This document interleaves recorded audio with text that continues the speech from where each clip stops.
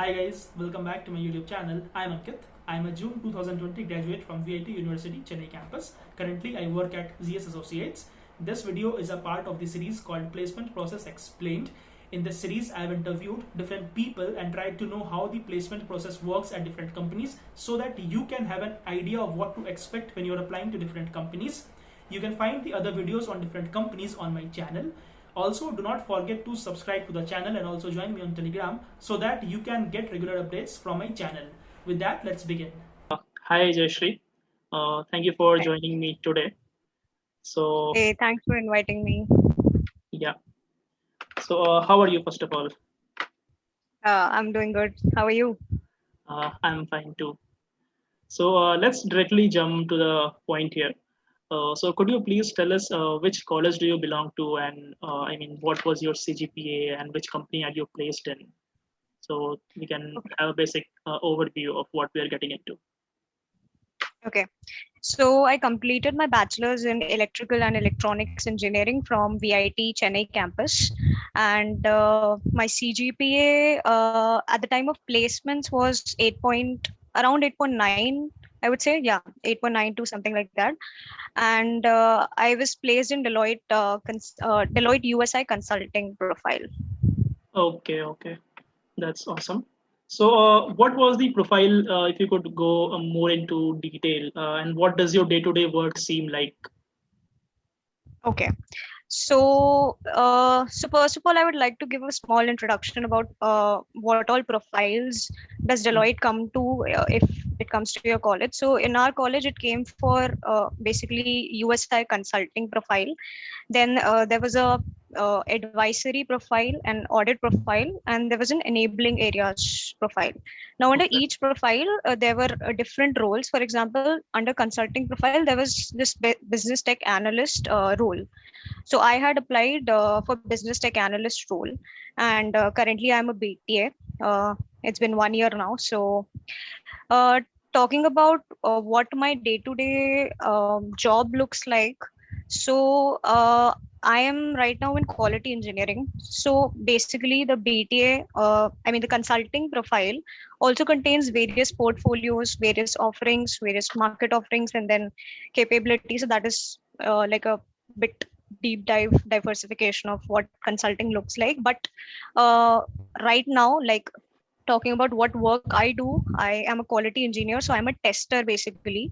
So I test the codes which are written by the developers, and also I understand the business criteria and align my testing with the business requirements. So that is what an analyst does. So your main job will be to basically understand the business requirements, and whatever your job is, then the developer or tester or whatever, then you have to align your job according to that. okay, that was good information. So let's go further into this. So, what were the prerequisites that this profile had required from you? I mean, was there any sort of CGPA criteria that you have to have a minimum CGPA so that you're able to appear to this company? Or was there any criteria for branch? I mean, did they limit the number of branches that were able to sit in that? And what were the skills that was required to get this job? Okay. So the common criteria, I would say, across all the profiles and all the roles was a CGPA cutoff of 6.5, no active Okay. backlogs, and obviously 2020 graduates at that time.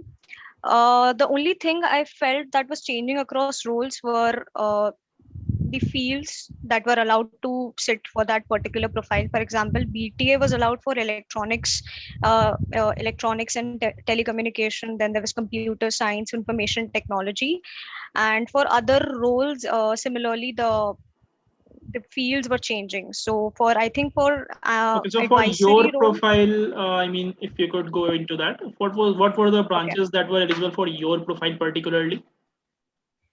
Okay, so for BTA, Business Technology Analyst, Hmm. the fields that were allowed were electronics and telecommunication, basically triple EC and all those branches, Okay, and computer science and in IT. all right, all right. And what were the skills, if I may ask, that were required to get in this into this role? I mean, was it Okay. Excel? Was it SQL? Was it a particular coding language? What was it? For a BTA profile, there was no such coding or I would say technology perspective that they were looking into. They were more looking into, uh, confident people, I would say, or Hmm. uh, I mean, if I just Okay, you're let referring to give me soft a minute. skills, I believe, communication skills, Yeah, confidence, and yeah. So there managerial was skills, sort no of that. such, yeah, technology All skills right. that were required, and that is why I applied for this role because I was from electrical and electronics Mm-hmm. background, so I was not very sure about my technological skills. So Uh-huh. yeah, basically. All right, all right. So, how many rounds in total were there for this profile? Okay, so in general for Deloitte, there were in total 3 rounds. The first round was common for all the roles. Only the questions varied from profile to profile. The first round was basically the written round that you have. That is the qualitative aptitude as well as English. Or if you go for other roles, there were questions related to coding as well. But for BTA, there was only qualitative aptitude and quantitative aptitude as well as English. All right, all right. Okay. So, this was the first round, right?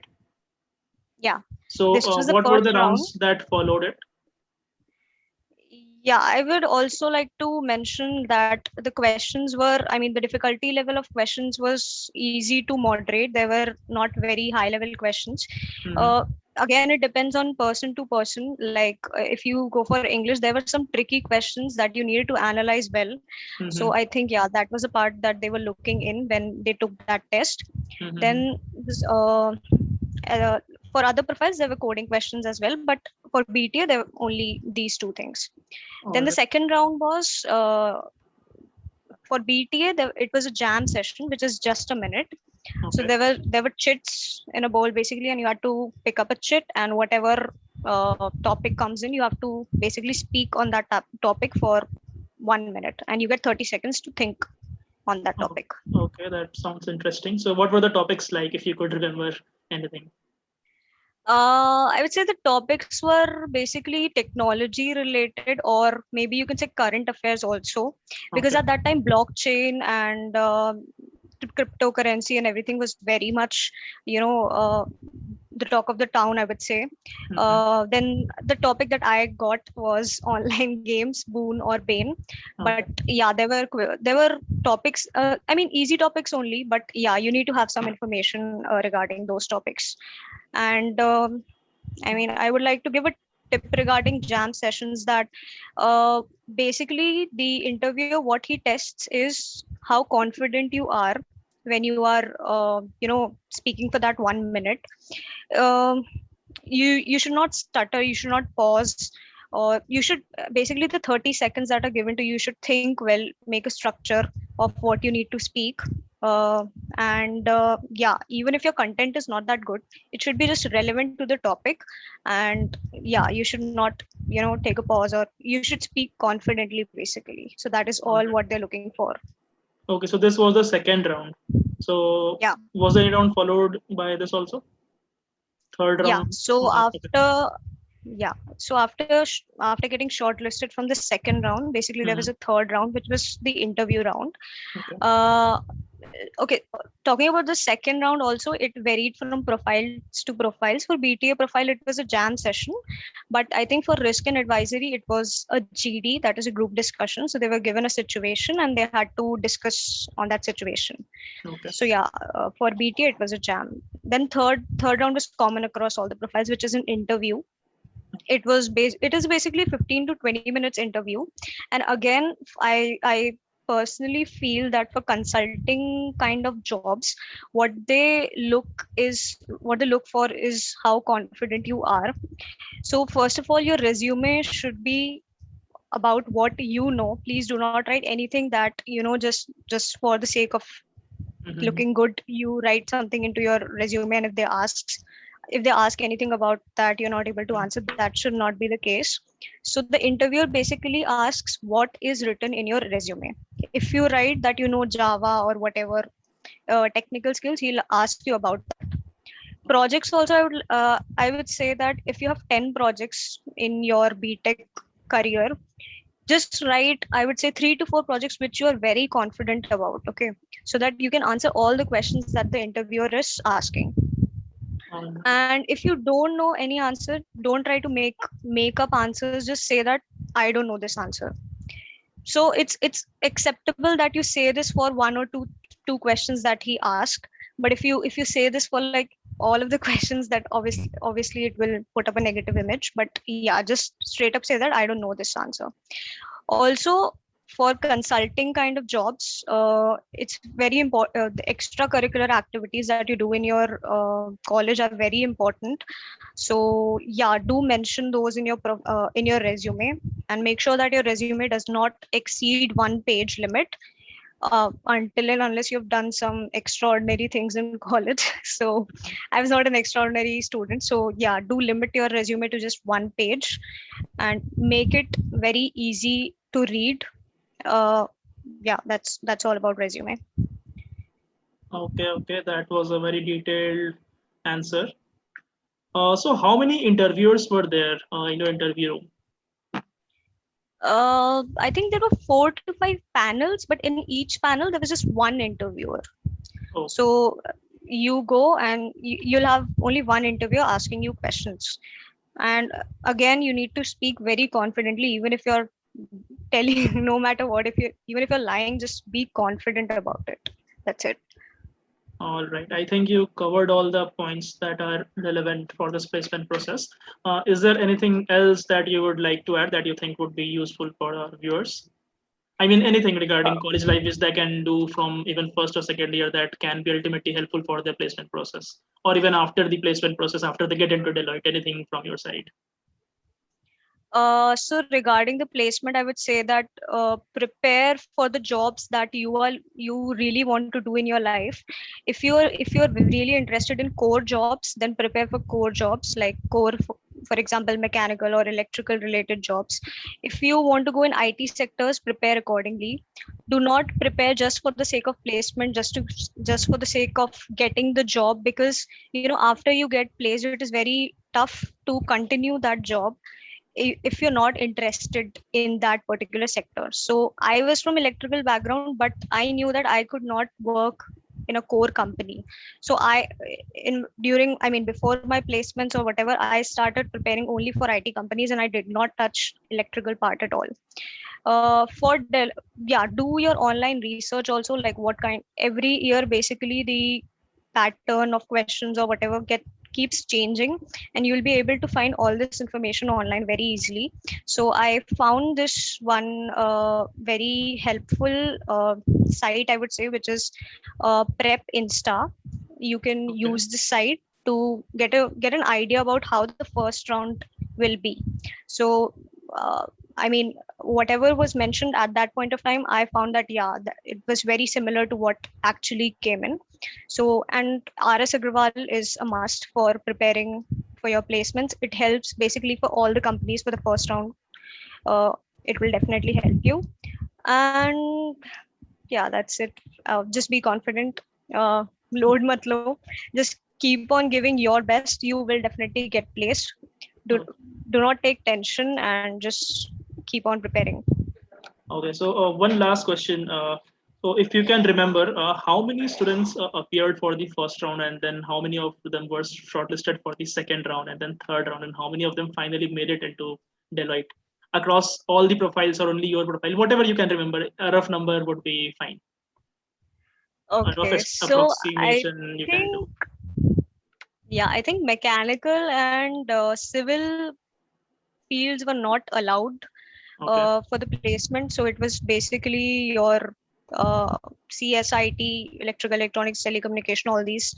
And obviously, the students who were above the cutoff 6.5 Mm-hmm. were eligible. So it depends like how many number of students are there in your college. We had Mm-hmm. around I don't exactly know, 3,000 approximately, I can say 3,000 plus or 3,000 students Fair for the enough. first round.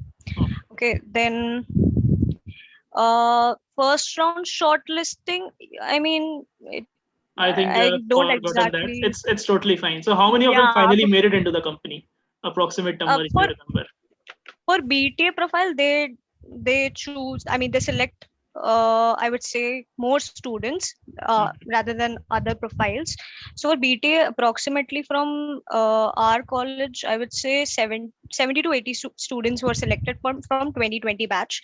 And if I say for 2019 batch, they took a higher number of students in that year.